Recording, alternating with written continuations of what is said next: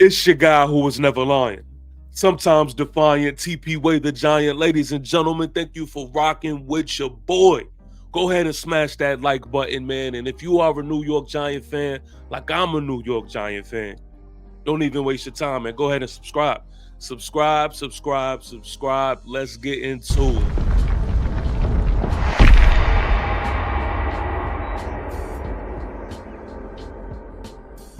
All right, before we really get started, man, I just want to go over some key dates with you all, man. March 30th through April 2nd, which is currently annual league meeting. We've kind of seen snippets of that. Coach Dable addressing the media, which what we will be talking about in this video. April 18th, you have the deadline for restricted free agents to sign offer sheets, and then April 21st, off-season workout program, which is big. April 24th through April 26th, which is the biggest highlight of them all. Of course, you have the NFL draft, man, what we've been waiting for. And then Kayvon Thibodeau, you have May 1st, deadline for clubs to exercise fifth-year option for players selected in the first round of the 2022 draft. Now, just keep those dates in mind, but let's actually get into what we came to get into. Now, I've seen that Coach Dable, address the media, and to be honest with you, at first I wasn't even going to watch it. I had no interest in it because I already know Coach Dable's, MO. I know how he moves. It was going to be him doing a whole bunch of bullshit. But then I was watching my guy Big Dash's video. He put a video out on this, man, and he kind of reeled me in with some of the things that he was saying. Shout out to Big Dash. Speaking of Big Dash, go ahead and shop with my guy. Make the New York Giants great again hats. He got them for you. But yeah, head over that way. So I did end up just looking at the video, and it pretty much was what I thought it would be. So I actually want to play a game with y'all. All right. I want to play a game. Shout out to Dan Solomon, man, New York Giant media personnel, man. He actually did me a favor, and on the New York Giants site, man, he has your key notes. And what I want to do is I just want to go down these key notes, which is a good just summary of what Coach Dable has said and what he went over. And we're going to say facts or bullshit. Facts or bullshit is the game we're going to play today. All right. So let's do it. Let's get into it. As you can see here are your notes here. And let's start at the top. Facts or bullshit. About 40% of the roster at this point is different. Dable looks forward to getting them in the building on April 21st. There are no depth charts yet. So this was interesting. I will say that. This was interesting. About 40% of the roster at this point is different, which is good news because I said, get me away from what we are accustomed to. Get me away from what we were. If you want different results, you need change. So 40% is actually interesting. Secondly, on calling plays, Dable wants to go through OTAs and make a decision going into preseason games. Facts or bullshit? Completely bullshit. All right. I've even seen Coach Dable kind of stutter and go through his dancing moves when they asked him about calling plays, and he was like, "Oh, John Mara, that's not exactly what he said. It was kind of taken out of context." Nah, he kind of hinted at it. All right. Coach Dable does not need to be calling plays. It makes no sense for him to be doing so. He hasn't shown that he could be the guy to succeed in that. If Kafka is here, Kafka definitely has to call the plays, and I'm not willing to experiment with the whole Dable thing. Can Dable cohabitate and work with Kafka? I don't know. The personalities clash. That doesn't seem like it's a meshing thing. But I would rather for him to take that role, but rather than having them take full charge. So I'm calling bullshit on this, on him calling plays. Next one is Dable doesn't typically go to pro days. He prefers private workouts, particularly for quarterbacks, and he has done a number of them. I actually will go facts on this. I'll go facts on this because, to be honest with you, pro days, like I don't really see that much of a value for pro days. I think pro days is more for guys like a Jalen Monroe. But what do you really get out of pro days? You're throwing on air. I don't really think it translates to how you react to in-game situations, to actual football. So I could see where he's coming from with this. Private workouts, you got to really customize what you want to do and talk about and things of that nature. So I get it. I get where he's coming from with this. Next is Dable didn't have a previous relationship with Russell Wilson, but saw him from afar. He was with Kansas City when Wilson came into the league. Yeah, I mean, shit. What can I say about that? Got to take his word for it. We'll say facts on that. Next is Dable watched every play of Wilson since 2012, which is more than 7,500 pass plays. Dable wanted to see what he did well to inform what they can install with the Giants. Did a lot of work on him. He makes good decisions with the football. He's athletic. He's a little bit older, so maybe not athletic as 13 and 14, but certainly has ability to use his legs, extend plays, and create explosive plays. Now, I'm a mixture answer with this one. I'm gonna say facts and bullshit. I don't believe. This is me. I can't deny or officially confirm, but I just don't believe that Coach Dable has watched every play of 2012. Every play. If you watched every play of Russell Wilson in 2012, then what the fuck was you doing with us? You weren't doing enough watching with us. You was wasting too much time looking at Russell Wilson. But I do believe that he did watch an extensive amount of Russell Wilson. I'm just joking, but I will take heed to that. And I think he's right, man. I think he is right. He does make good decisions with the football. Yes, I would say he was more of an athletic quarterback than not. Yeah, he's a little bit older. So everything he says here, I gotta agree with it. All right, next is Wilson is a phenomenal deep ball thrower. The Giants have some fast guys on the perimeter who can take advantage of it. They also have a big, young tight end who can get down the seam in Theo Johnson. I mean, I'm glad he's saying it. I don't know what took him, a little too long to figure that out. But yeah, I mean, I agree. I think this is all things that we know. And last season, this is what kind of irritates me about Coach Dable. He says these things, but it just doesn't translate onto the field. And I mean, look, he could sound good all he want, on the pressers and things like that. But come on, man, we got to get product on the field. We got to translate this stuff, man. But yeah. I mean, facts. He's not lying. Next is right now the Giants have 3 quarterbacks in the room, and we'll see what happens over the next few weeks through the draft. Yeah, really can't pull too much into that. I can't overthink this sentiment here.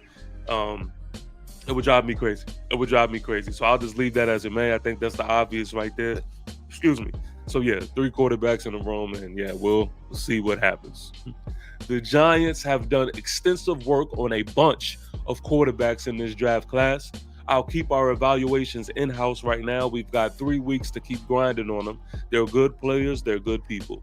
Yeah, the quarterback thing, it seemed like he didn't really want to talk too much about the quarterback options, and he didn't want to really say too much about the direction or where they wanted to go, which, rightfully so. And, they're doing a whole smoke and mirror thing, which makes it just more complicated for anybody to truly know where they're going to go, what direction they're going to go in this draft. You just don't know how they're thinking inside the building. And that's just pretty much that on that. You've seen him dance around that topic. He was consistent in saying that we're going to keep it in-house. I appreciate the question, but we're going to keep it in-house. He said that over and over again in this presser. Next is new cornerback Paulson Adebo has played both system, but is a good corner man. Is a good man corner. Excuse me. Yeah. Facts. Dable thinks the world of safety Javon Holland since he was coming out of college. He's an instinctive player and a crafty veteran. He can play different spots in the back end and is a good leader. Facts, facts. He says Dable could not be happier for Josh Allen and his family after the Bills quarterback won league MVP. He's all day tough. Whatever. That's whatever on that. I'm tired of connecting Coach Dable with a Josh Allen. And I think he kind of did lean into that, speaking to how it was the same type of evaluation that he did with a Josh Allen is the same type of evaluation he continues to, go through with ex players or whatever. But look, that has very little to do with the now for me. Next is you're doing work all the way up until the draft. In terms of evaluating prospects at all positions, you've got to weed through what you hear and trust your meetings with players. The face of a franchise is a quarterback. It is not an easy position to evaluate. It's not an easy position to coach. It's not an easy position to play. You do the best job you can try to find the right one for your team. Yeah, I mean, this one here, facts or bullshit. Yeah, I mean, you gotta lean with the facts. It's just the hard part about digesting this is the messenger, really, the messenger. You did let everyone know, and he did let everyone know throughout this presser the importance of a quarterback. But I actually talk about that when we wrap this up. But yeah, this is nothing new here. This is just small chat for me. Next is everything has to fall in line to get the quarterback you want. In terms of whether something is or is not a reach, it's more about how you feel about the player and does that player match where you want to take him. And I took this as a Shador Sanders question. The media personnel did a great job at just attempting to over and over ask the real questions. And they were asking about quarterbacks and things like that, and they didn't wean off that. So I appreciate them for that. And he kind of states the obvious here. I don't want to read too much into it because, again, I think these guys truly are the smoke mirror type guys. They're not going to show you their hand. So I have learned not to dig too deep on every little thing that is said. And you just gotta pay attention to the consistencies, man, because they know they cannot lie because people will be on it. That's the only thing I take from it. But yes, next line is on having big personalities in the quarterback room and possibly adding another. Dable says, I think it's important to let the players be the players and show their personalities. I want them to be themselves. I have to give facts on this. Coach Dable, I would say, allows these players to be them.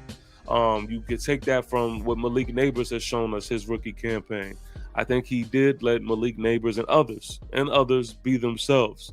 How that is working for us, I just don't quite know just yet. It just seems as if from the outside looking in that things kind of spiraled out of control. So I would just like to see how this, works in the future. But we do have much more leadership in the locker room, which I'm kind of looking forward to seeing. So hopefully that just puts out a better product and a healthier locker room for us. Next is Dable reiterated what Shane said about Wilson being with the ones and Winston with the twos when the Giants get on the field for spring football. This was major for me because I think it just already puts it out there that yes, Wilson is the QB1, which I've already figured, which I think a lot of us already figured. Wilson will start off as the QB1, and then from there you will see what it will be.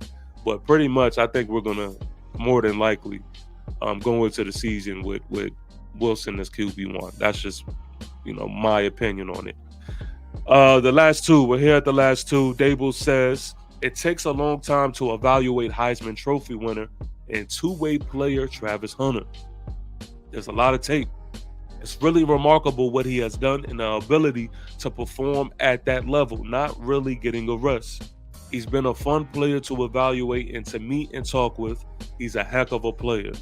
Yeah, man, facts on this. Facts on this, because ultimately I think that inside the building, I think that there are some players who want to take a Travis Hunter. I do. I think there's some players who are saying, listen, we'll address the future quarterback needs at a later time, but this is such a critical season. This is such a critical point in time on where we are at. Travis Hunter moves the needle. I do think that is a true thought process of what is going on with some guys in that building. Whether they go with that or whether they go with team needs for now and the future, we'll just have to wait in the draft to see that. But yes, that is that. And then this is the last one. There were tough decisions to make in regards to offseason changes on the coaching staff. I wish all the guys that we had the best of luck. So yes, man. They asked him about the firing of certain coaches, particularly DB coach, our DB coach that we let go. And I think they did a great job at pushing these questions down Brian Dable's throat, pause, because I wanted to see him squirm. I wanted to see him dance around this, like how he normally does, and he start getting real finicky and stuff like that. It's kind of one of my favorite sources of entertainment, man. Watching Coach Dable and Joe Shane, be Michael Jackson around these questions. But I'm glad they asked him, and he really contradicted himself a lot in this presser, man, because he would say how when you have the results that you had last season, there's things that has to be done, basically. When you can't really go into the season the same way after putting the product on the field that you had. But guess who's the ringleader of it? Who's the ringleader? Coach Dable. Like I've said, man, you can't take the leadership role only for good times. I think you should be in front of the leadership role in bad times as well. And I think throughout this whole thing, man, you kind of hear contradictions with Coach Dable's sentiment on a few things. One thing I do want to say, man, that I was paying attention to was Coach Dable did, again, man, any time that he possibly could take to put the onus on a quarterback position, he did.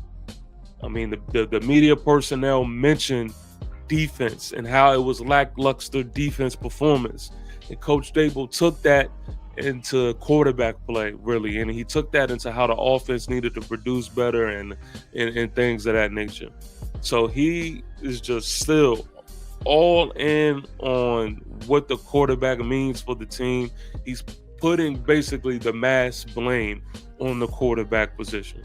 And yeah, throughout this thing, he's shown little slight things of ownership and things of that nature. But I think that's just politically correct shit. Overall, man, he has just made it known that quarterback play is the mass issue, the mass problem of it all. I don't like it. I don't like it because I do think that the head coach has to, no matter how he feels, I just feel like a true leader, man. A head coach should have to step in front of these situations, man, and take the ownership. Take the ownership, man. But anyway, that's how I feel on that, man. That's all I have for y'all.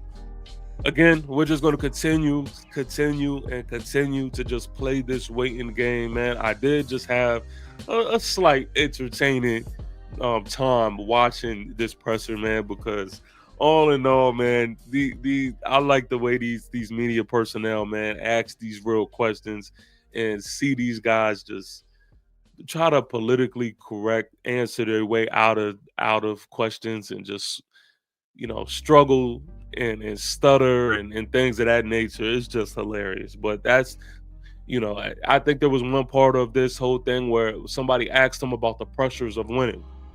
And Coach Dable tries to hit him with well, you always try to win. Nah, mofo, man, you know what it is. You know that this season is different from any of the other seasons. Your job is on the line, buddy. All right, and you know that. But he tried his best to dance around it, and whoever was asking him questions was like, all right, come on now. Like, nah, I'm not getting off of that. But it was a good watch. It was a little good watch, man, overall. But giant salute to each and every one of you. Thank you for rocking with me. Thank you for tuning in. Listen, let's keep the engagement going. Let's keep subscribing. Again, shout out to us. Shout out to us for getting to our 700 subscriber amount. We are on the road to 1,000. 1,000 subscribers. Let's go. Giant salute. And until next time, peace. Too official, through the flag, blew the whistle, 3 words, 2 initials, T. AKA lion, AKA tiger, how we swinging iron, walking through the fire, certified pioneer. Yeah. Keep applying pressure to the foes, boy, I'm closer than I can hit. Closer than my dish. Yeah. TPWAY the giant here.